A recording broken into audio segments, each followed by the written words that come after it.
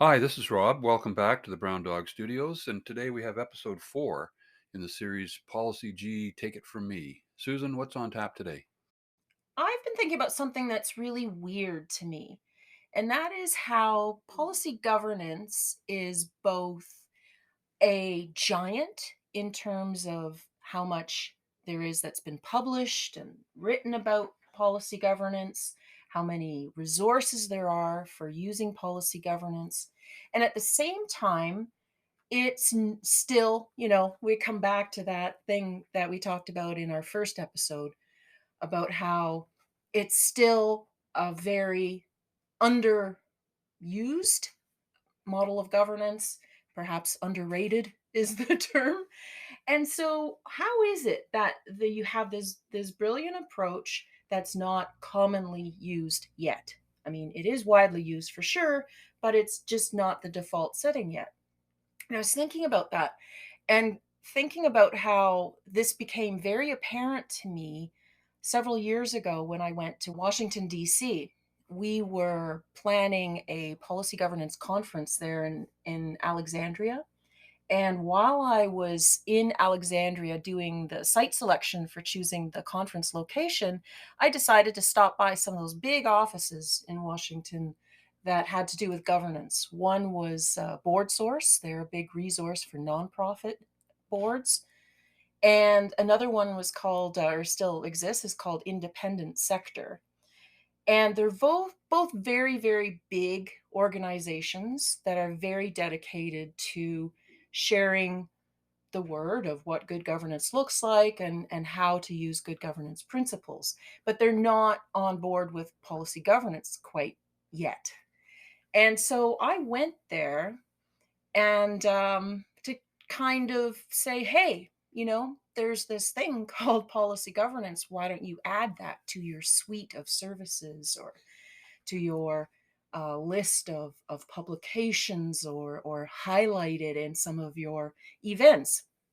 And the first meeting was at in the board sources with the CEO there, and it was somewhat brief, but I made the point to her that when they are working with their clients, because not only do they share all kinds of resources on their website, they actually have a client base as well.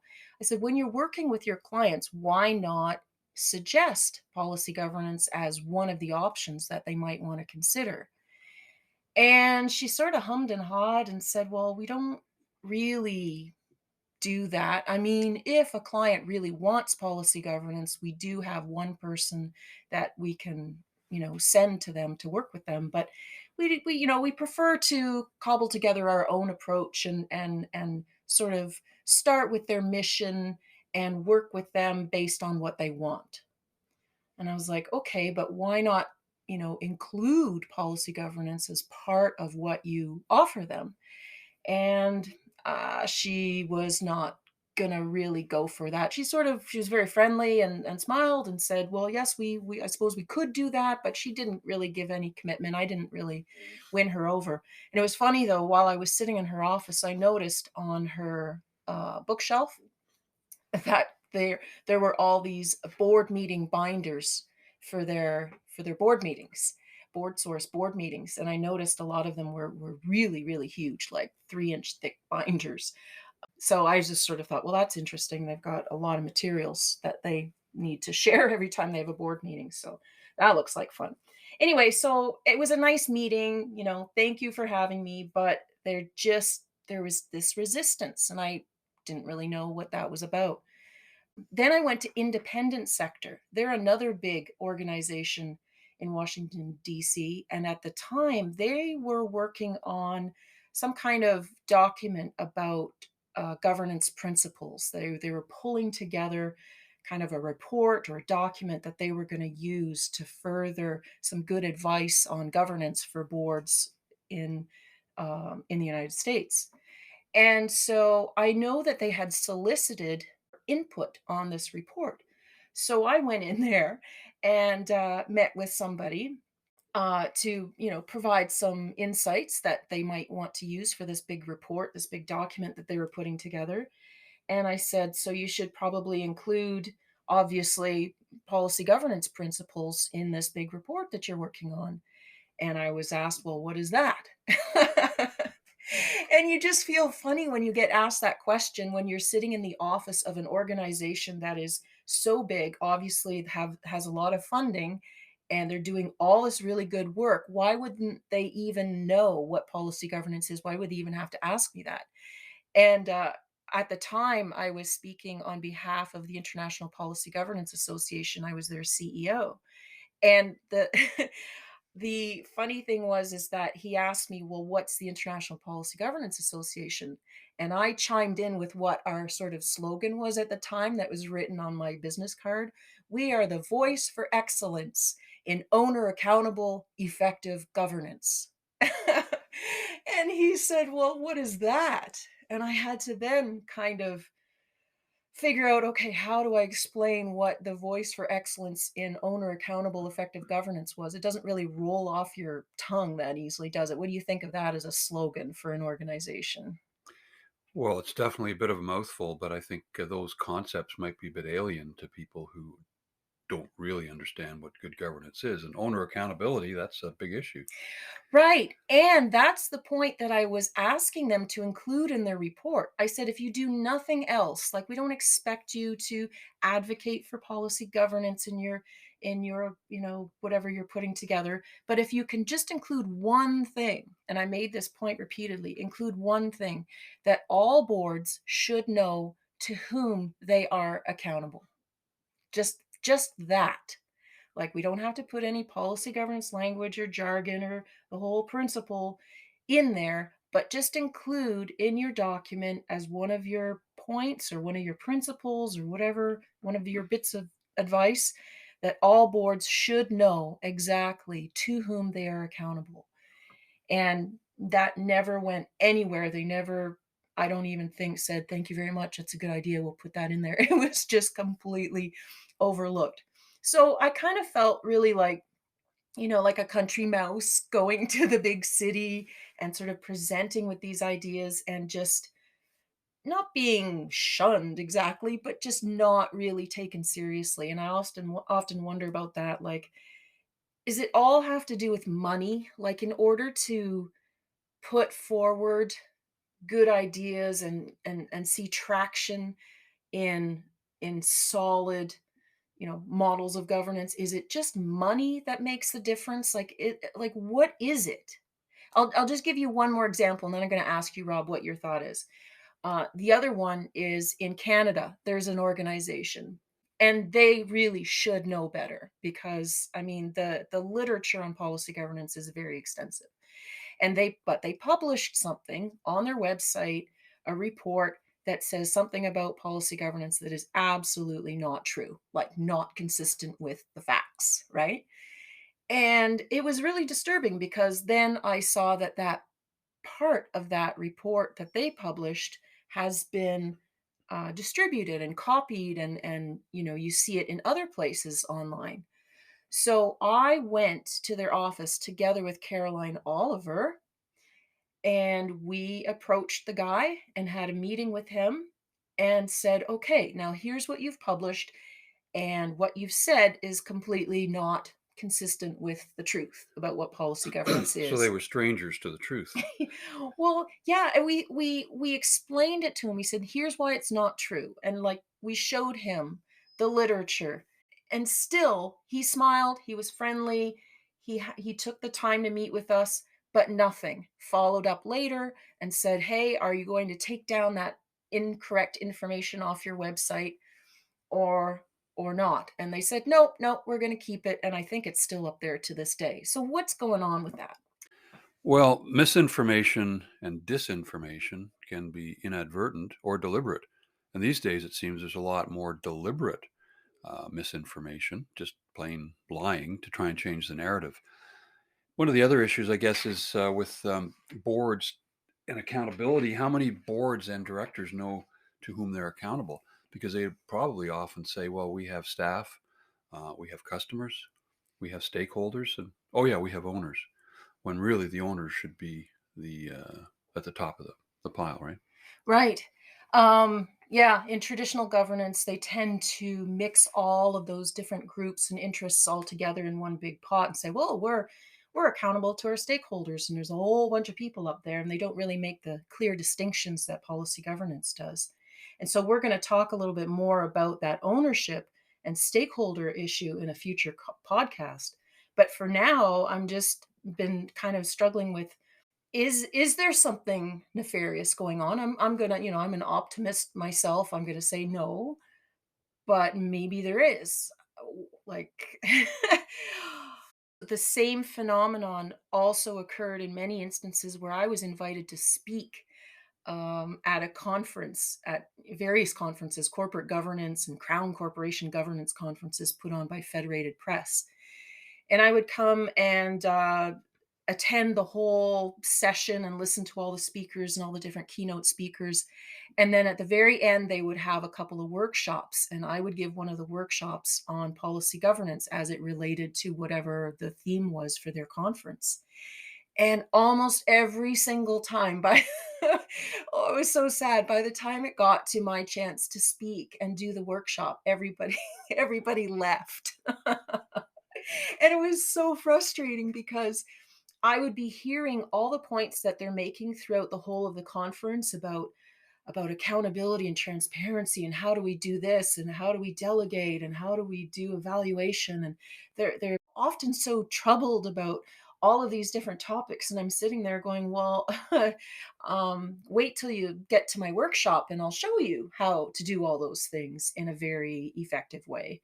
But then by the time it would get to my workshop, the main body of the conference was over, and it was just me and maybe one or two other people in my session. So those kinds of experiences, I'm not bitter. I'm not trying to, like, I'm maybe this sounds like a bit of a rant, but I'm not really upset. I'm just curious about what it is, about why policy governance is not really, I don't know, taken as seriously as it should be, or given the credit it should be given.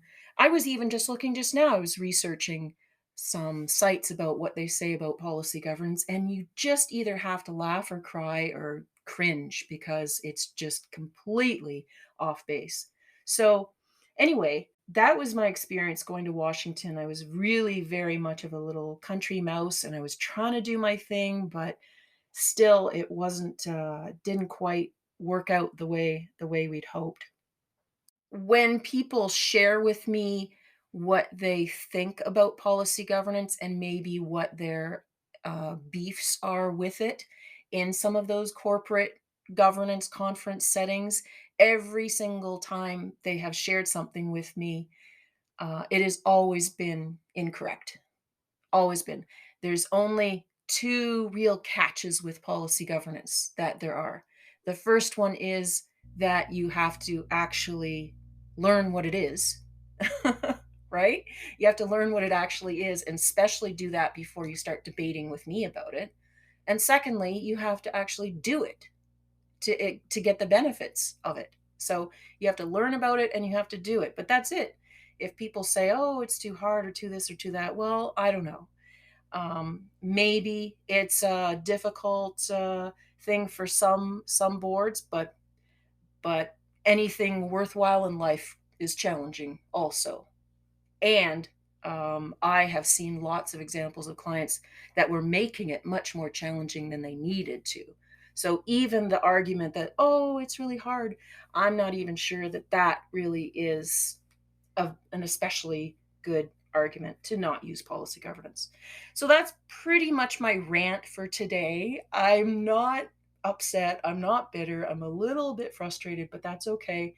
That whole situation and the sum of the experiences that I've had in the last 20 years have really just added up to what we're doing now and part of this experience of this podcast. Okay, thanks, Susan. We'll take a break and we'll be back in a few moments.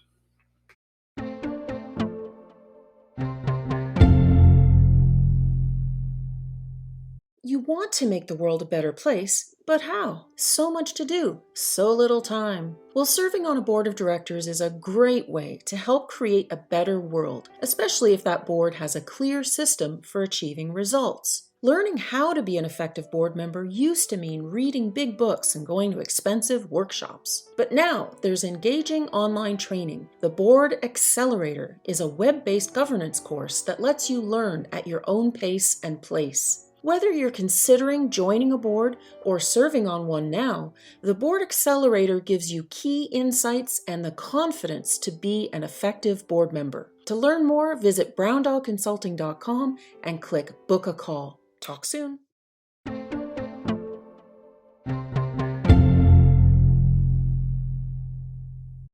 Okay, we're back.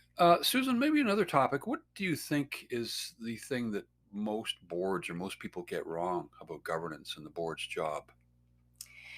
The one thing, besides what I mentioned earlier about boards not knowing to whom they're accountable, I would say is this whole syndrome, we call it approval syndrome.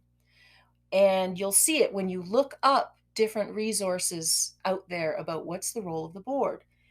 More often than not, they say that the role of the board is to, or part of the role of the board is to approve decisions made by management or to provide oversight. And yes, I know what they're saying. I know what they mean with the term oversight. What do you think when you hear the term oversight, to provide oversight? What does that make you think of? What do you picture? I think most people would take oversight to mean direct supervision. Right. It kind of makes me envision someone literally overseeing the work of the CEO. I see the CEO and staff, they're doing their work, and the board members are all standing over their shoulders, overseeing what they're doing. And that is a completely, what should we say, outdated, misdirected kind of idea that boards are to approve decisions made by management or to be literally like overseeing. I know that's not what they mean, but where boards are kind of supervising what everyone else is doing. And you get to that. We talked about this in an earlier podcast because often it's managers who rise to the level of becoming a board member. And so they think that the sort of the oversight role that they played when they were managers now applies to them as board members. But here's the way policy governance does it. Instead of this approval syndrome, like taking something to the board and asking the board, will you approve this program? Will you approve this budget? Will you approve this new idea? Instead of that method, policy governance takes it in a whole, does it a whole different way that is so much more efficient. Let's let's use an example of, say, organizing a party again. We're gonna we had fun with the cheese last time. Let's talk a little bit more about food. I'm still full of cheese from the last time. I know, and Eggos was it. Let's say, Rob, that you are a catering company, okay? And there's two groups, Group A and Group B, and they're each going to have a party, and they've asked you to cater their party. Group A says, well, we're having a party, and it's on this date, and we have maybe, say, $500, surprise us. And that's it, okay? Group B says, we're having a party on this date. It's going to be attended by approximately 15 people. We will have 2 vegans there. We will have 4 gluten sensitive people. We're looking for mainly hot hors d'oeuvres or appetizers like meatballs and bacon wrapped water chestnuts. For the vegans? No, but and a variety of things that will appeal to the vegans, the gluten-free, and we'll have meat lovers there as well. Right. So some standard hearty hot and cold hors d'oeuvres, and just one thing, don't include any anchovies, because everybody hates anchovies. Okay. So they give you some parameters and they say, we're willing also to spend $500 and we have 15 people, and they give you some of those criteria.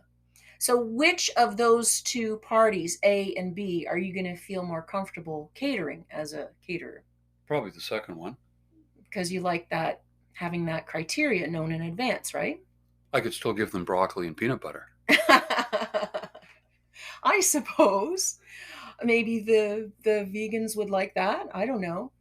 But with the way policy governance works, it's more like option B. We give you some parameters so that when you show up, we have criteria against which to judge what you've done.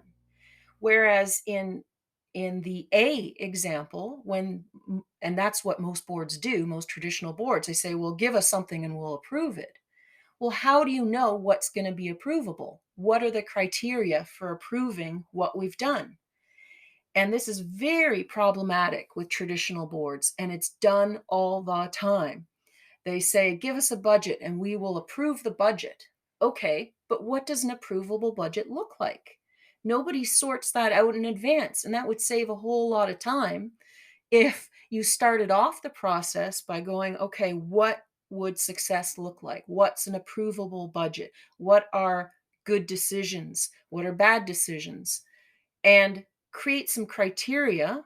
Basically, take your values and good information and input you've gotten from your owners, put that all together, create a set of policies in a very concise but comprehensive way that show people what good decisions look like, so that you're not having to approve every single decision or every, a set of certain decisions that come to the board.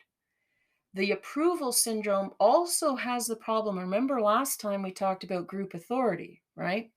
So, board authority is group authority. It's a really difficult animal, boards of directors, because it's a group of people that have to work together. And so, what happens if you, like in the catering example for group A, you don't know what their criteria are. You come up with what you think would be good appetizers. You bring that to the party, and maybe 10 people who are there think, yeah, that's great. I love the broccoli and peanut butter.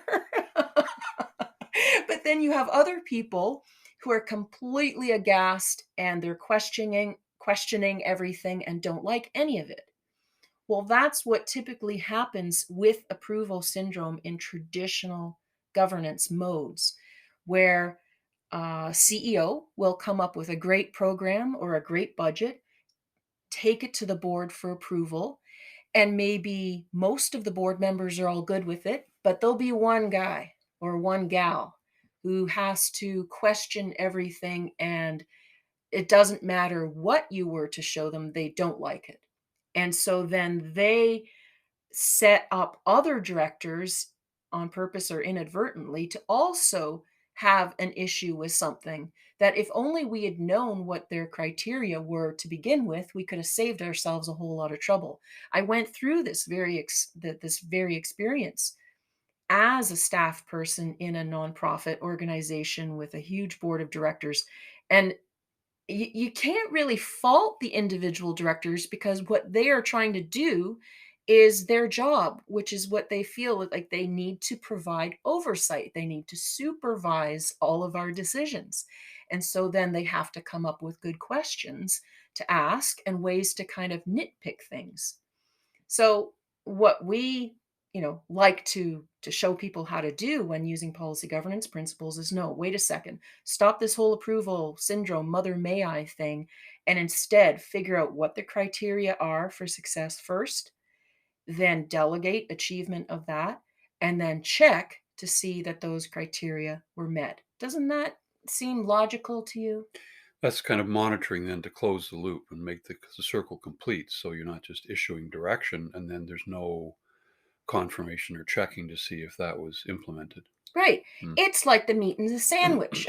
The first piece of bread is the board's criteria for success. Here is what we expect. Here are our criteria. Then the meat is the actual accomplishment of whatever it is. And then the second piece of bread, this is like a not an open face sandwich, but a regular Canadian American sandwich. The second piece of bread is the monitoring process where the board checks to make sure that the criteria were met. So now you have a sandwich you can hold. Everything is held together and it's logical, it makes sense, and it tastes good, right? Yeah, and that could have been on the menu from the caterer too, is that lovely sandwich. Right. Well, so that's good. Thank you, Susan. We're gonna take another little short break, and we'll be back in a few moments.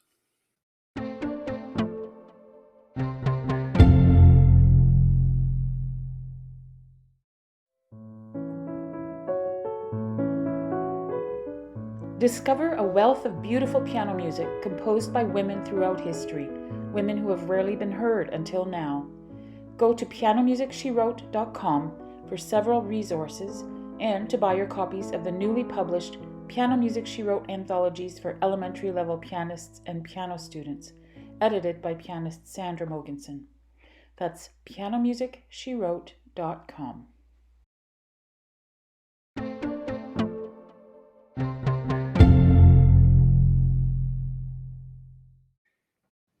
Okay, and we're back. Do you have any advice, Susan, for boards on the approval syndrome? How to avoid that, perhaps? Well, first we have to provide our advice to those who are using policy governance and those who are not. For those who are using policy governance, for the most part, you've avoided the whole approval syndrome problem. However, there are still lots of cases where boards using policy governance might include a policy in their policy manual that says don't do something unless you get board approval. Now, in some cases, that's understandable because there's an outside body, like a piece of legislation or regulations or some sort of mothership that requires a board to specifically approve something. In which case, we understand that that's fine. Then the board will have to approve it using what we call a required approvals agenda, and we can talk more about that later. So that's fine. If the law requires the board to specifically approve something, we can still work with that. That's fine. There will be sometimes other cases though where they'll have a policy say, usually it has to do with spending a lot of money. Like if you want to make a capital expenditure of over, I don't know, $100,000 or something, you can't do that without board approval. So in those cases, if a policy like that pops up where really the board wants to take ownership of approving something like that, they would include mention of that in their board job description policy that they typically have in their governance process category in their policy manual. So they would say, okay, board is responsible for approving decisions over $100,000 on capital expenditures. Now, if you then do this, so then that really clearly makes that part of the board's job. The board, it's clear to everybody that the board is accountable for that decision and responsible for it.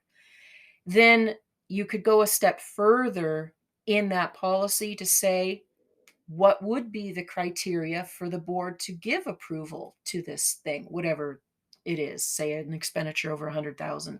So it's good there if you can add additional detail so that if and when this comes up before the board, that it has some starting point for its discussions. And it could be something as simply saying the board will make a decision on this based on the values that it's already expressed in these other areas.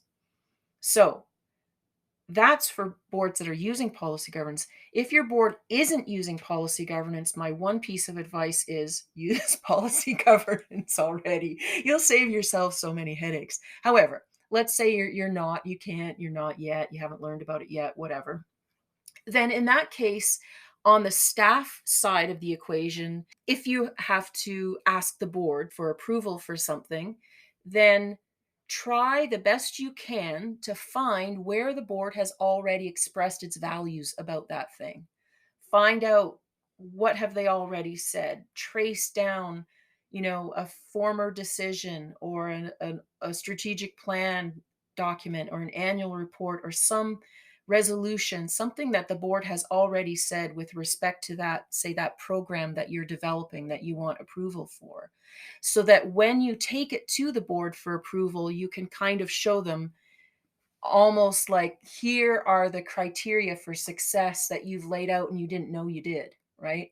Here's what you've already said with respect to programs like this. If you can point that out and then show your reasonable interpretation of what they've already said, you're kind of sort of using policy governance ideas without them even really quite realizing it yet. So that would be our advice. Again, there's so much to learn online. There's so much that's written in books. I wanted to share with you one thing before we go, what John Carver says about approval syndrome. And this is from John Carver on Board Leadership.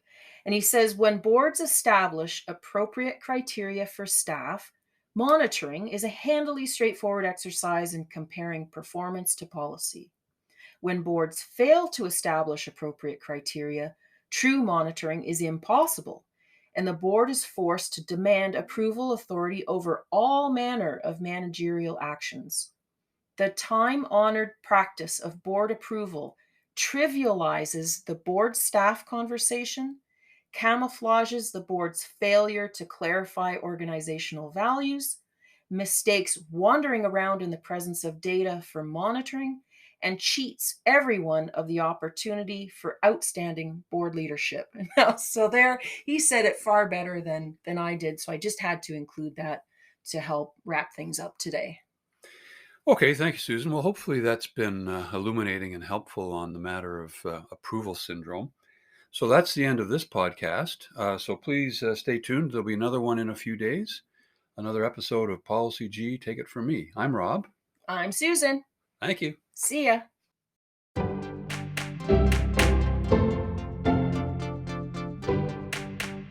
Thank you for listening. Please share this podcast with your friends, colleagues, and fellow board and staff members. For the show notes, choose the podcast tab at browndogconsulting.com. This episode was produced by Brown Dog Consulting, hosted by Susan Mogensen and Rob Ludlow, and edited by Sandra Mogensen. Bye for now.